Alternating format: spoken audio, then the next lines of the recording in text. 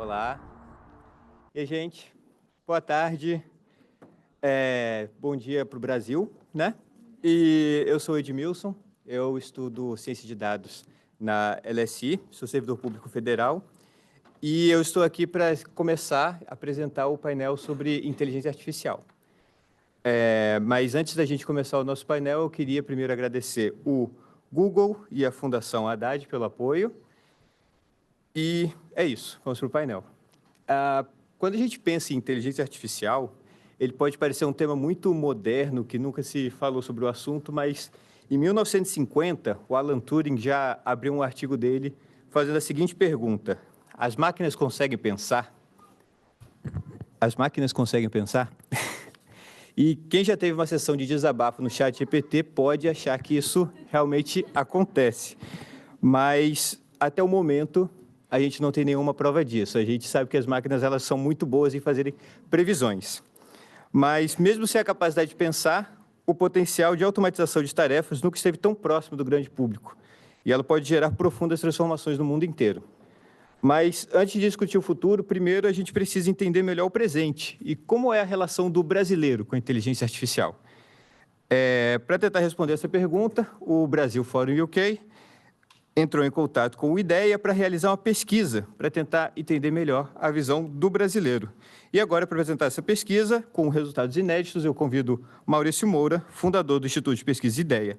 Maurício é doutor em Economia Política e professor da Universidade George Washington, nos Estados Unidos. É autor de diversos livros, entre eles A Eleição Disruptiva, Por que Bolsonaro Venceu e Voto a Voto, os 5 principais motivos que levaram o Bolsonaro a perder por pouco a reeleição.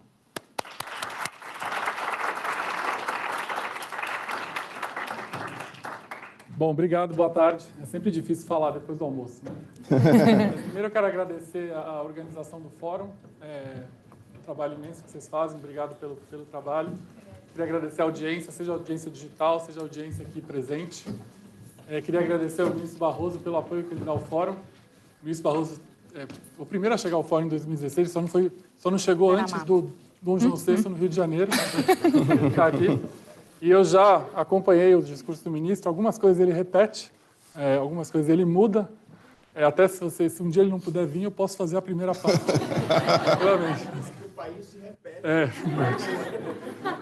Mas para ser justo com o ministro, outro dia eu vi na internet, estava vendo uma chamada que o ministro Barroso estava falando sobre Kama Sutra. Eu falei, será que ele vai trazer esse tema aqui? Eu fiquei até curioso.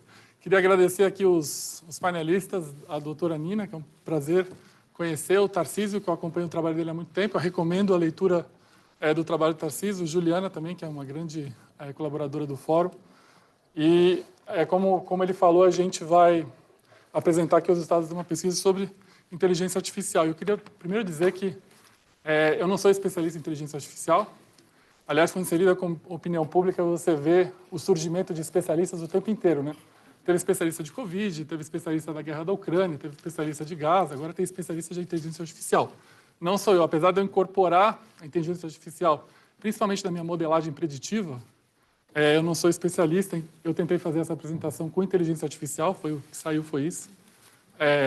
Algumas coisas interessantes que ele puxou certo, as coisas puxaram errado, eu tive que ajustar. Mas, enfim, agora, e vocês vão ter aí um painel aí de especialistas, né? Para fazer pergunta, inclusive. Aliás, só para fazer um parênteses, contar uma história antes sobre especialista. Não sei se vocês sabem, quando o Albert Einstein desenvolveu a teoria dele do E igual a mc², não tinha internet, o telefone não era muito desenvolvido. Ele pegou um motorista e ele andou 22 estados americanos em 22 universidades diferentes. E cada universidade ele fazia a mesma apresentação. Chegou na 26ª, na Universidade do Alabama, o motorista dele falou assim, professor, eu já decorei a tua apresentação, tipo a minha com o Barroso, assim, já decorei a tua apresentação. E aí ele falou, então você já decorou, ninguém me conhece lá, você podia fazer você, né? Aí o Einstein sentou na frente lá e o motorista começou a escrever as equações na lousa, tal, e certinho, ele já tinha assistido 300 vezes. Aí no final, o motorista acabou a apresentação, um professor lá da universidade levantou a mão e fez uma pergunta que obviamente o motorista não conseguia responder, né? Aí o Einstein falou, putz, e agora, né? Aí o motorista falou assim, essa pergunta é tão simples que eu vou pedir para o meu motorista que está sentado aqui responder. Então, vocês vão ter os especialistas para falar disso.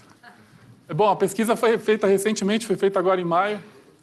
A gente entrevistou 1.073 pessoas no Brasil inteiro, com uma amostra, obviamente, representativa nacional.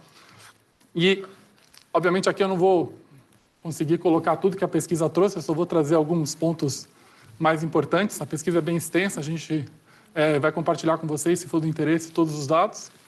E a primeira pergunta, como é que o brasileiro se sente em relação à inteligência artificial, né?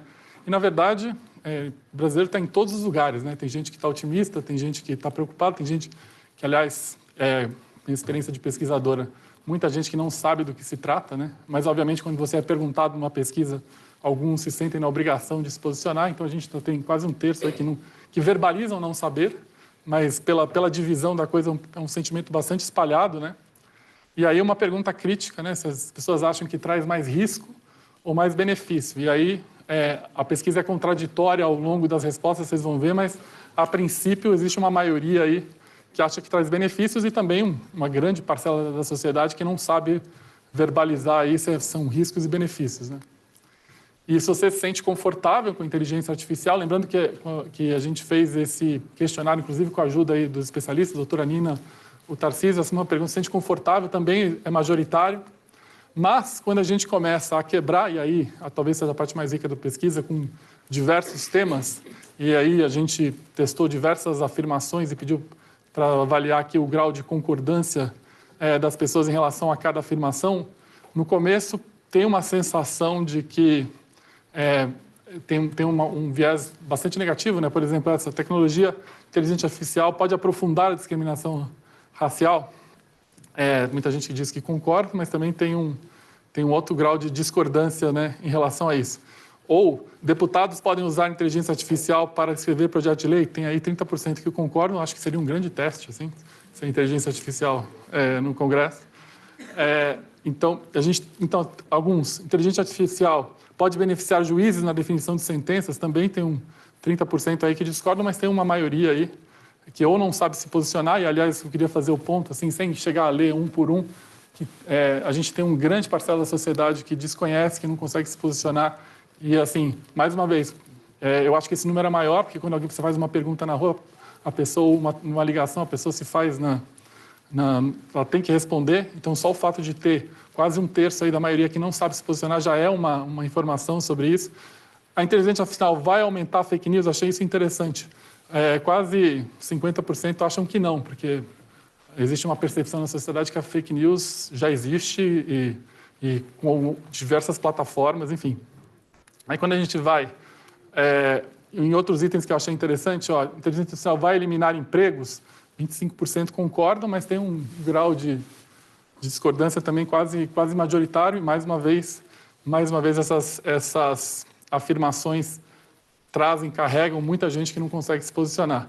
Aí a gente perguntou coisas que já, na literatura, pelo que eu tenho lido, pelo que eu tenho visto, alguns potenciais grandes benefícios da inteligência artificial, vou dar um exemplo aqui, que são a questão da saúde. A inteligência artificial traz benefícios para a saúde da população, também tem um grau de discordância muito grande, ou seja, tem uma coisa contraditória, as pessoas dizerem que se sentem confortáveis, mas quando a gente vai nos itens que, em teoria, vão deixar as pessoas mais confortáveis, a gente não tem essa mesma aderência, né?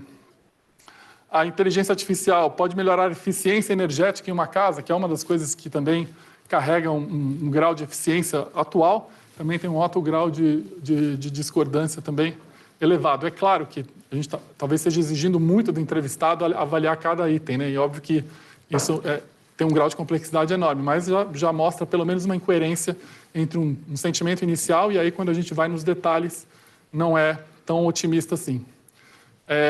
Outra achei que é interessante, identificação de crimes, que também é uma coisa que a inteligência artificial já tem utilizado muito. Outro dia eu assisti um seminário em Washington da CIA sobre o uso de inteligência artificial, que eles estão para prevenir crimes de interferência na eleição americana.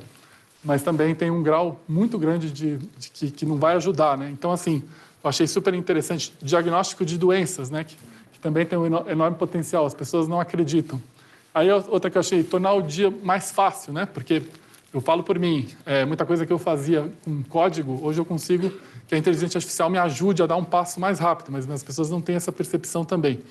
E a mesma coisa na área de diagnóstico de saúde, a mesma percepção negativa. Então, essa incoerência me chamou bastante atenção e eu acho que isso se deve muito à pouca informação que as pessoas têm sobre o tema, né? E o nível de conforto, né? E aí entra uma coisa que eu achei super interessante, existe uma preocupação enorme com compartilhamento de dados, né? Entre as empresas, e o desconforto também. Ou seja, quando a gente pega o conforto médio com desconforto, tem mais desconforto, né? Mesma coisa para o uso de dados pelo governo federal, né? Preocupação também em monitoramento de protestos ou manifestações. Claro que a gente, obviamente, no Brasil não vive o que acontece em outros lugares do mundo, como a China, que usa isso de uma maneira bem mais articulada, mas eu já percebi que é uma preocupação das pessoas, que é um desconforto, né? Reconhecimento facial também, achei interessante. Ou seja, a gente perguntou se as pessoas estão confortáveis, teve aquele número extremamente majoritário, mas na hora que a gente vai perguntando os detalhes, o grau de desconforto é bastante relevante, né? E o uso de dados, mesmo do governo federal, também, muito desconfortável. Aliás, uma coisa que apareceu bastante nessa pesquisa é que o uso de dados pela inteligência artificial continua sendo um tema de bastante desconforto, né? E quando a gente perguntou quais áreas da sua vida são afetadas pela inteligência artificial, aqui, obviamente, podia marcar mais de uma, por isso, obviamente, não soma 100%. A gente aparece em notícias, trabalho, educação. E eu achei interessante que desvincular a notícia de política, mas a política aparece aí com 30%, mas essa associação das pessoas, inteligência artificial e notícia, é muito grande, né? E aí, quais os riscos? Também podia marcar mais de uma opção. Aparece muito forte os golpes, né? E aí, muita gente, pelo que eu tive de feedback dos entrevistadores, muita gente tem caso de ligação, que é golpe, de mensagem no SMS, que é golpe, eles acham que já é uso de inteligência artificial, falta de privacidade, aí entra a questão dos dados, né? Segurança, enfim, desinformação, todos os tipos de temas aí que são bastante discutidos. E aí, a gente chegou a perguntar, obviamente, o que sabemos, o que é inteligência artificial. Obviamente, quando você pergunta para qualquer um se ele sabe ou não de alguma coisa, a tendência é dizer que sabe, então a gente tem a maioria dizendo que sabe, mas quando a gente colocou essa frase, aí agradeço aí os especialistas que colaboraram com esse questionário, a gente colocou essa frase, e eu garanto para vocês que a maioria dos entrevistados foi a primeira vez que ouviu uma definição dessa, e obviamente muita gente concordou, mas assim, tem um grau ainda de desconhecimento muito grande, pelo menos 20% falaram que não tinha a menor noção do que estava sendo falado ali, outros, só 35% eu acho que, de alguma maneira, tinham alguma mínima familiaridade com essa definição. Agora, interessante quando a gente pergunta aí o mundo real, né? O que é inteligência artificial para vocês? Aí, as grandes plataformas, aí, redes sociais, Facebook, Twitter, Instagram, Google, para eles é onde está sendo mais utilizado a inteligência artificial, ou seja, no dia a dia, e obviamente os aplicativos, né, que as pessoas utilizam frequentemente, e também os serviços de streaming. Aliás, nas pesquisas, serviço de streaming, as pessoas, o serviço de streaming, ele dá sugestões muito parecidas com as minhas buscas, etc. E as pessoas já acham que isso é inteligência artificial. Também tem os assistentes virtuais, enfim. Tem uma associação enorme, brutal com as plataformas de tecnologia, com a tecnologia do dia a dia, né? E desinformação, né? Aliás, isso é muito interessante. Consumo de informação via inteligência artificial, quase metade acha que consome informação via inteligência artificial. Obviamente, isso tem a ver com as pessoas atribuírem inteligência artificial às plataformas, né? Mas, quando a gente pergunta assim, se recebeu conteúdo de desinformação, é assustador, é 34%. E só fazendo um parênteses, eu fiz uma pesquisa sobre fake news em 2022 e 15% das pessoas disseram que compartilharam fake news sabendo que era fake news. Isso o cara está respondendo uma pesquisa. E os motivos foram vários, a gente estudou os motivos para isso, mas é assustador. Isso as pessoas que responderam acharem que estão recebendo desinformação. Aí quase um terço das pessoas recebem desinformação que eles acham que é gerado por inteligência artificial. E aí também a gente perguntou, sabe diferenciar um conteúdo real ou não de inteligência artificial? Não. E, aliás, esse número é bastante consistente. Eu vejo outras pesquisas de inteligência artificial. A maioria ainda não sabe identificar uma deepfake. A maioria não sabe identificar uma voz de inteligência artificial. Isso é um grande problema.